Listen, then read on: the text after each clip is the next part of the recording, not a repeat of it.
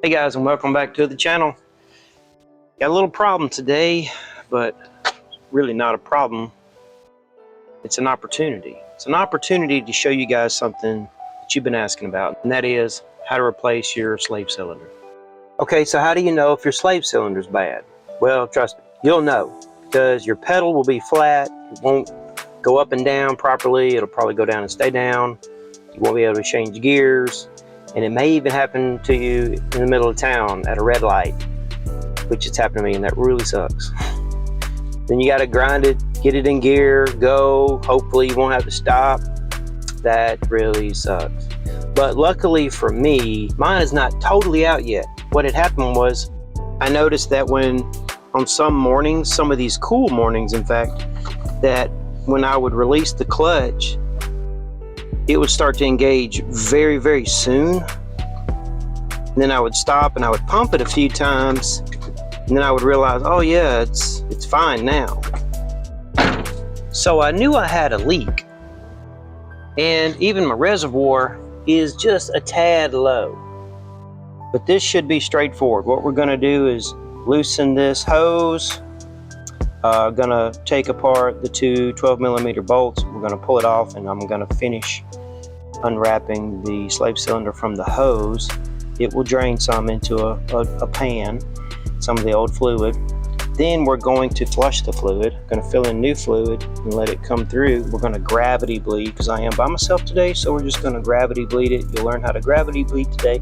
We'll put this new one on and we should be good to go. Really going to need for this is a ratchet wrench with a 1/2 inch socket, 17mm wrench, and I actually have a tubing wrench. And the tubing wrench is just one that is kind of almost enclosed, and it's got little cleats on it, I guess. This helps prevent from rounding off a hose, a nut on a hose. So we're going to use that, and we got some brand new .3 synthetic high temperature brake fluid, which is what you'll use. And we got ourselves an 8mm wrench for the bleeder screw, and this is what we're going to put on today. This one here is a Luke slave cylinder that I've had on the shelf for so long that it's faded out. The sun's faded it. It wouldn't hurt for you guys to have a couple of these on hand, maybe even put one under the seat of your truck, just in case you are way off somewhere and it's a Sunday and you can't get to a parts house.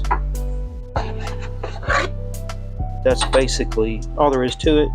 This will just slide in here, and this rubber has a rib inside, so we're going to pull this over and let it fit into this channel, and that will keep it with this all the time. And then we'll just bolt it up. We'll pull this out, put in our hose. I believe when I pull mine apart, I believe these require a copper crush washer, which I have on hand, but they used to ship with these, but they don't anymore. So when I take mine apart, if it has one, I can't remember, but if it has one, I'm going to go back with one. All right, so we're up under here, and you know, it looks like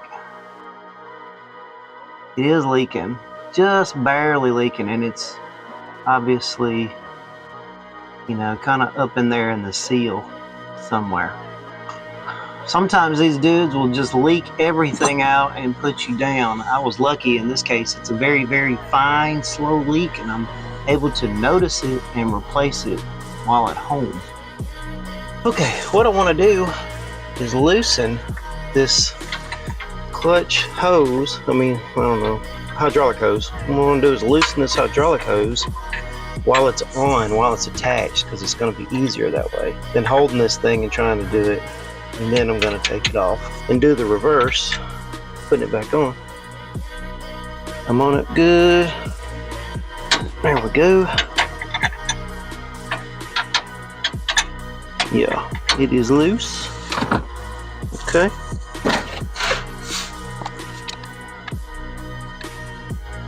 This would be a lot easier on a lift, but I don't have my lift in my shop yet. My shop's not totally ready working yet.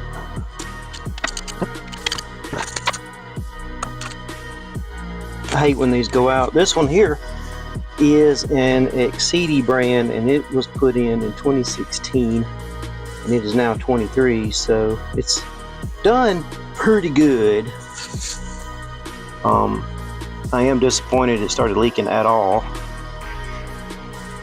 And of course, there was one time when I went to AutoZone and got one,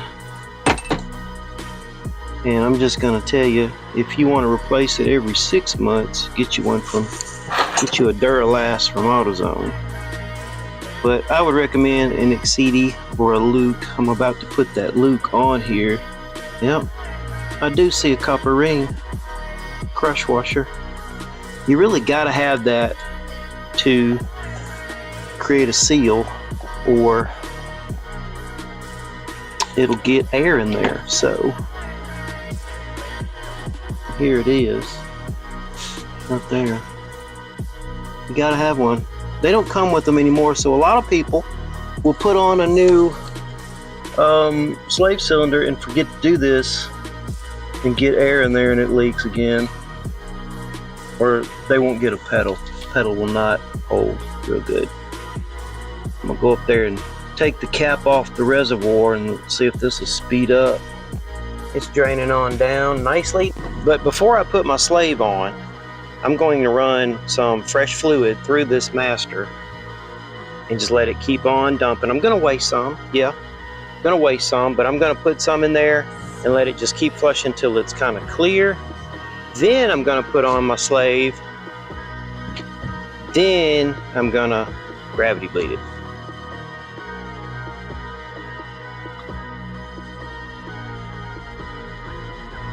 A few moments later. Okay, actually what I did was I filled up the reservoir, and I thought it would drip down. Sometimes it will, sometimes it won't, but I had to pump it. So I pumped a full reservoir through the lines, and then I wiped it out, and it's dripping clear, so there's no dark colored, there we go, dark colored hydraulic fluid. So we're back, and we got our new Luke brand slave cylinder. I'm gonna pop off the little yellow thing. I'm about to hook up that hose, but let's don't forget that we got a crush washer that we're supposed to use. Have to use this crush washer. This crush washer in particular, you won't be able to see it on video, but if you feel it, you have it. Sometimes they're flat on one side, kind of flat, and the other's kind of beveled. I don't know that it really matters, but in this case, the flat side is going to go towards this, and the little rounded side is going to go on the slave, towards the slave. This is what I was talking about. It's easier to do it this way. And then we'll get our final tighten once we bolt up the slave cylinder to the transmission. All right.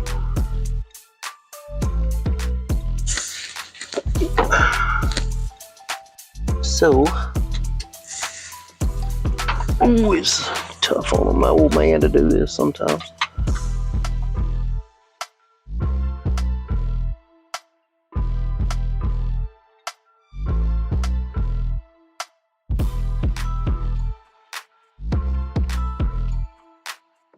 All right, let's run that one up. Yeah.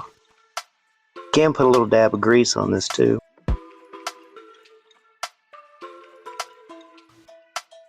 Okay, let's tighten it up. Now, there is a torque spec to it, but I'm not worried about that right now. I never have been down here. Probably should, but just gonna get it, you know, tight. Not real tight.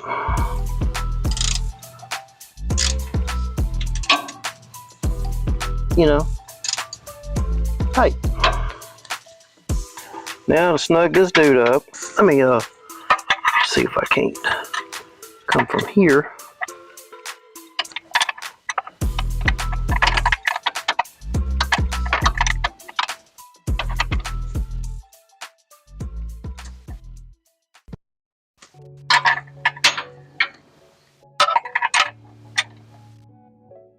Now, it's getting good and tight. I want to make sure I'm on it real good. And snug it real good. I think that is tight. If I'm lifting the truck, that ought to be pretty tight. We'll keep an eye on it, but that should do it. Okay, so what we're going to use for gravity blading is like an old Gatorade Powerade bottle. And the hose I'm using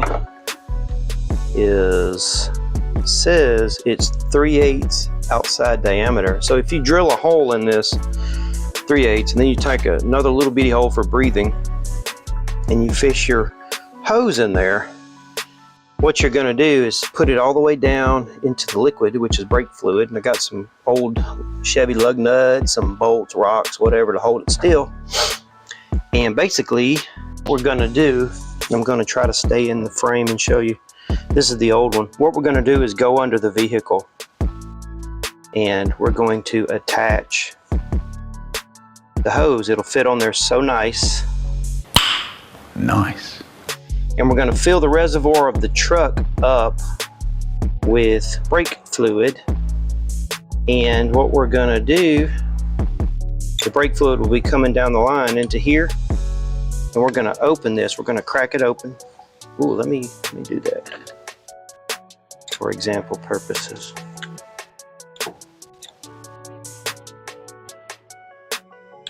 This one's been on there a minute, ain't it? Okay. So what we're going to do is put this on and we will crack it open and the fluid will come down the line, pushing all the air out, hopefully. Usually does. Push it, it'll come all the way out and you'll see bubbles. And then when this runs solid, clear, no bubbles, you have no air in the system, you're good. You did it by yourself. Clamp it off and pull the hose off. Tighten it up and you're done. All right, one of the first things I'm going to do is fill up the reservoir.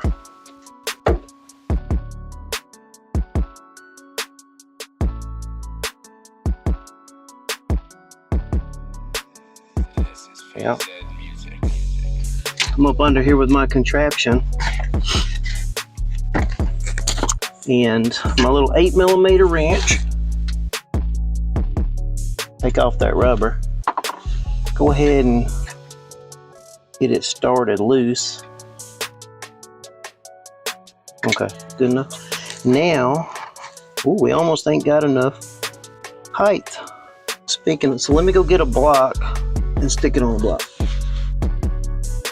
Okay, I'm back. So I need to use 2 2x4s. This is what I did. 2 2x4s. You know, because the truck is on ramps. Hose it long enough. Ugh. Hose is acting funny. It's actually, I want to stay on. Dang it. Okay, I went inside and pumped it a few times. Get it started. And here we go. Believe. My hose, I can't quite let go of it. Some people use a zip tie on it.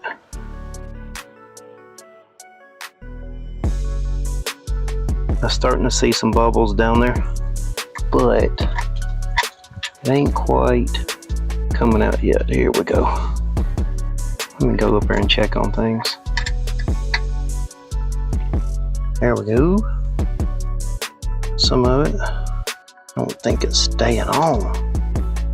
Okay, I've had to pump it a few times, but it is cracked with the hose on it. You can see the air is trying to escape and pump out very slowly. Some hydraulic fluid into the little container to catch it all. And see now, it's working. It's taking some down. Let's add some more. Yeah, I don't think there's any more bubbles. So now it's just steadily draining my reservoir up top, very slowly. No more bubbles. I'm gonna tighten it up.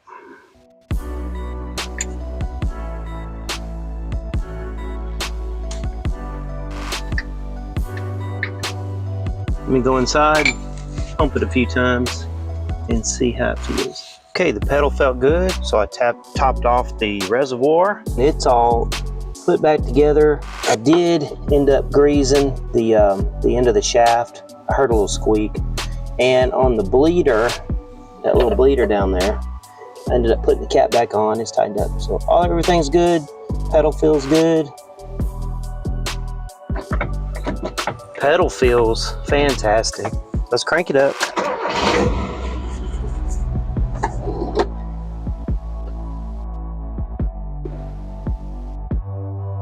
Let's get off this. Yeah.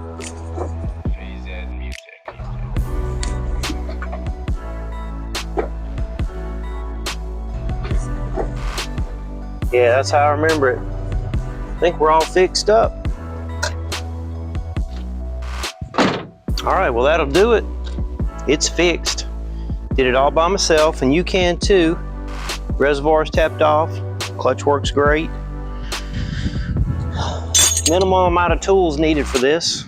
Little 8mm, 12mm, 17mm. Nice if you have the pipe fitting style tubing wrenches. Not a bad job. You can do it yourself. It's pretty easy. Well, if this video was useful, give it a big thumbs up. If you're new here, go ahead and subscribe to the channel. You might see some more useful information. All right, until next time, we'll see you. Peace out.